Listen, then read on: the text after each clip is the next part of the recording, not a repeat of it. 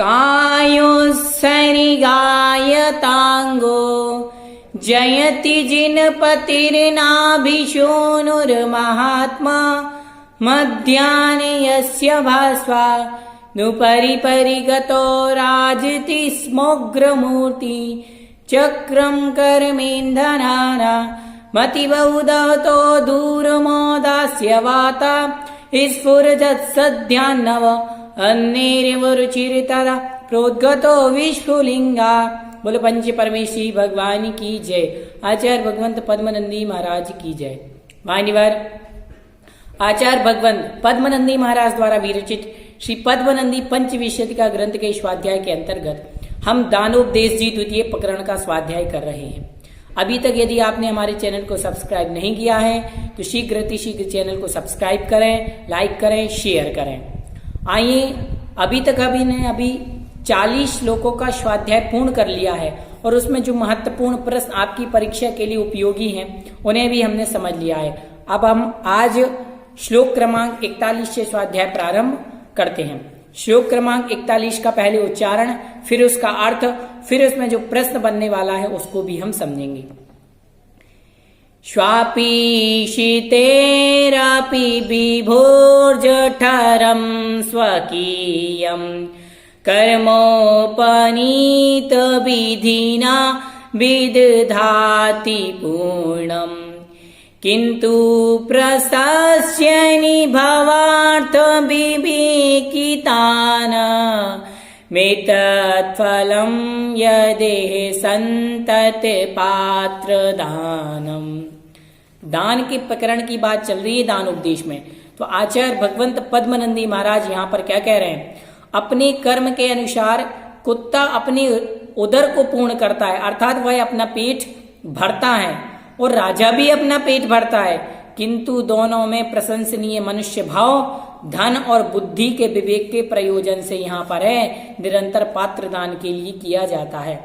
कह रहे हैं कोई आपसे प्रश्न कर ले, परीक्षक आपसे प्रश्न पूछ ले कि एक तो राजा भी अपना पेट भर रहा है और कुत्ता भी अपना पेट भर रहा है, लेकिन दोनों में अंतर क्या है? प्रश्न ठीक है ना? राजा भी अपना पेट भरता है, कुत्ता भी अपना पेट भरता है, फिर दोनों में अंतर क्या है?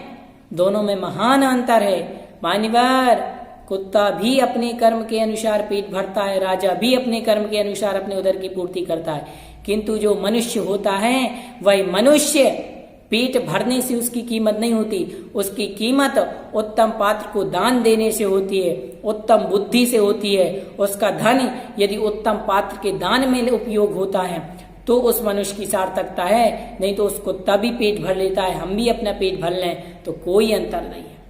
व्यक्ति अपने जीवन में खूब धन कमाता है और धन कमा करके पेट भरता है। अरे मान्यवर, पेट तो एक चींटी भी भरती है अपना, पेट तो एक चींटी भी भर रही है, कुत्ता भी भर रहा है, गाय भी भर रही है, जितने पशु पक्षी हैं सब अपना पेट कहीं ना कहीं से भर लेते हैं। तो पेट भरने के लिए हमें धन संपत्ति जोड़ने की आवश्यकता नहीं है। कहाँ धन की सार्थकता तभी है जब हम उस धन को दान में सदुपयोग करें, नहीं तो उस धन का होना और नहीं होना निरर्थक है। ठीक है, श्लोक क्रमांक 42 का उच्चारण, फिर उसका अर्थ और फिर उसमें बनने वाले प्रश्न को समझेंगे। इसमें प्रश्न बना कि मनुष्य भी अपना पेट भरता है, कुत्ता भी अपना पेट भरता है, फिर दोनों में अंतर क्या है? तो उसके उत्तर को हमने समझा। आयास कोटि विरूपार्जित मंगजेभ्या यज्जीवितादपि निजाद्ययितं जनानां वित्तस्य तस्य नियतं प्रविहाय दान मन्याभिपत्यय इति प्रवदन्ति शन्तः। आचार्य भगवंत समझा रहे हैं कि करोड़ों भवों में, अर्थात करोड़ों परिश्रमों से हर भव में जीव पैसे कमाता है, तो कह रहे इस भव में करोड़ों परिश्रमों से कमाया हुआ धन पुत्रों और अपने जीवन से भी प्रिय होता है। इस जीव को कितने प्रयास और कितनी मेहनत से यह जीव धन कमाता है और वह धन इस जीव को अपने प्रिय, अपनी माता पिता सबसे प्रिय होता है। निश्चय से उस धन के लिए दान को छोड़ करके अन्य सब विपत्तियां ही हैं, ऐसा साधु कहते हैं। कह रहे वह धन की सदुपयोगता कहाँ है? दान में ही है। और बाकी अन्य जगह तो वो धन कैसा है? विपत्ति कारक, अर्थात विपत्ति को, समस्याओं को देने वाला ही है। ऐसा किसने कहा है? ऐसे हमारे आचार्य भगवंत साधु परमेष्ठियों ने कहा है। आगे क्या कह रहे हैं कि मनुष्य धन तो बहुत कमा लेता है। क्या कह रहे हैं? मनुष्य धन तो बहुत कमा लेता है और कठोर परिश्रम से कमाता है, इसलिए उसे वह धन अपने प्राणों से भी अधिक मूल्यवान होता है। इसलिए वे उस धन का सदुपयोग यदि दान आदि में करते हैं तो वह धन उन्हें फिर से प्राप्त होता है, और यदि उस धन का उपयोग व्यसन आदि में किया जाता है या केवल भोग आदि में किया जाता है तो वह धन विपत्ति कारक ही मानना चाहिए, सुख का कारण नहीं मानना चाहिए। सत्य सत्य में बन सकता है कि दान में देने वाला धन सुख का कारण है? हाँ है। जो दान में देने वाला धन नहीं है वह सुख का कारण नहीं है। इस बात का विशेष ध्यान रखें। स्पष्ट सी बात है, जो धन आपके द्वारा दान में दिया गया है वह तो सुख का कारण है, बाकी आपका सुख का कारण नहीं है। इस बात का विशेष ध्यान रखें। आइए अब हम श्लोक क्रमांक 43 पढ़ते हैं और उसका अर्थ उच्चारण समझेंगे। श्लोक क्रमांक 43। नार्था पदात् पदमपि व्रजति त्वदीयो व्यावर्तते पितृवानानुबन्धुवर्गः दीर्घे पथि प्रवसितो भवथा सखैकम् पुण्यं भविष्यति पता क्रियताम तदेव। तुम्हारा धन अपने स्थान से एक स्थान पर दूसरे स्थान पर नहीं जाता है, एक कदम भी नहीं रखता है। इसी प्रकार तुम्हारे बंधुजन शमशान तक तुम्हारे साथ जाते हैं, वहां से वापस आ जाते हैं। लंबे मार्ग में प्रवास करते हुए तुम्हारे लिए एकमात्र तुम्हारा साथी कौन होगा? पुण्य ही होगा। इसलिए हे भव्य जीव, तुम उस पुण्य का उपार्जन करो। क्या कह रहे हैं? हमारी इस मोक्ष तक की लंबी यात्रा का साथी कौन है? प्रश्न। इस मोक्ष तक की लंबी यात्रा का साथी कौन है? पुण्य है। पुण्य ही हमारा मित्र है। धन कहां तक जाता है मान्यवर? बताओ कहां गया कि तुम्हारा धन तुम्हारे साथ एक कदम भी नहीं जाता है। यहां पड़ी तो यहीं पड़ी रहती है। और परिवार के लोग कहां तक साथ जाते हैं? परिवार के लोग भी हमारे शमशान तक जाते हैं, वहां पर हमें जला करके आ जाते हैं। आप लोगों ने बहुत अच्छी पंक्तियां तो पढ़ी ही होगी। चार पाई पर लेटा है, मैं अच्छे से सुनाता हूं, जीवन है पानी की बूंद, उस भजन है। चारे पाई पर लेटा है, सात न बेटी बेटा है, चिल्लाता है पानी दो, कोई न पानी देता है। तेरा ही बेटा हो तेरा ही बेटा, तुझे आग लगाए रे। जीवन है पानी की बूंद, कब मिट जाए रे। बंधुओं, ये जीवन तो पानी की बूंद है, इसलिए कब मिट जाए पता नहीं। अपना कल्याण कर लो, दान दे लो, आचार्य भगवंत कह रहे हैं। श्लोक क्रमांक 44 उच्चारण, अर्थ और प्रश्नोत्तर।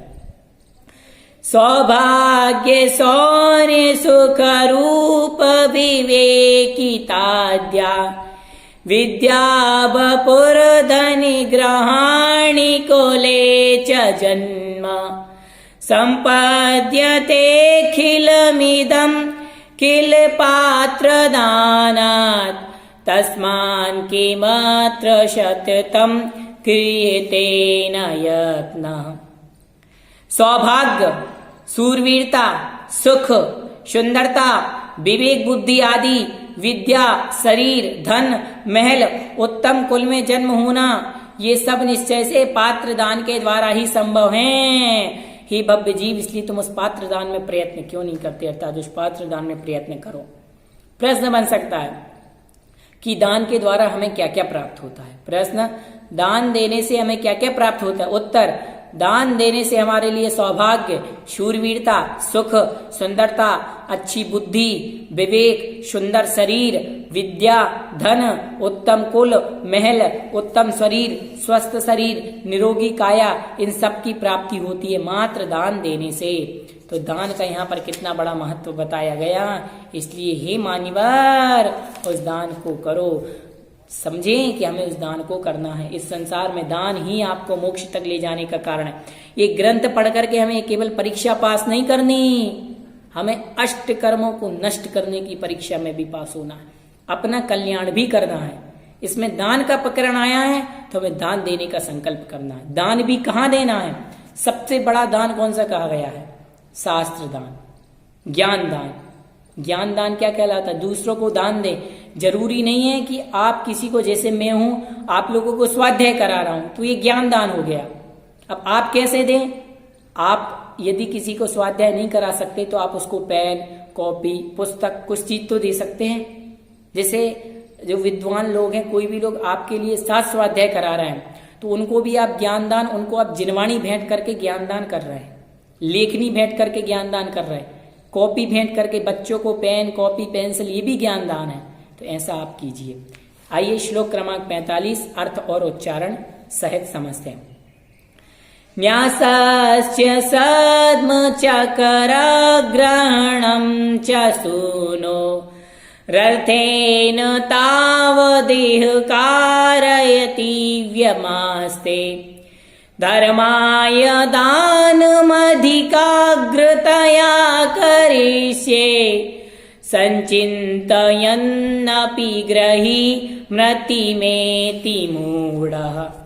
मान्यवर, कितनी अच्छी बात आचार्य भगवंत कह रहे हैं, कितनी अच्छी बात। समझते हैं आचार्य भगवंत कितने दयालु हैं कि हमारे लिए इतना बड़ा शास्त्र लिख करके चले गए और हम उस शास्त्र को पढ़ नहीं पा रहे, उस पर अमल नहीं कर पा रहे। कितनी बड़ी बात है। इसलिए शास्त्र स्वाध्याय, स्वाध्याय परम तपा, स्वाध्याय ही परम तप है। समझते इसका अर्थ। प्रथमता तो धन से यहाँ कुछ निक्षेप, निक्षेप का अर्थ होता है रखना।